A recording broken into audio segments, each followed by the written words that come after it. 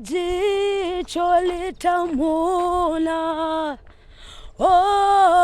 Anakuja Yesu,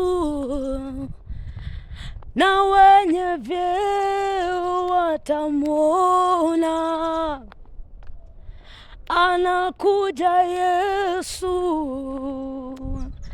na malaika watamwona, na watekaji watamwona, na wauaji watamwona. Anakuja Yesu, Bwana anakuja na malipo. Bwana anakuja na malipo,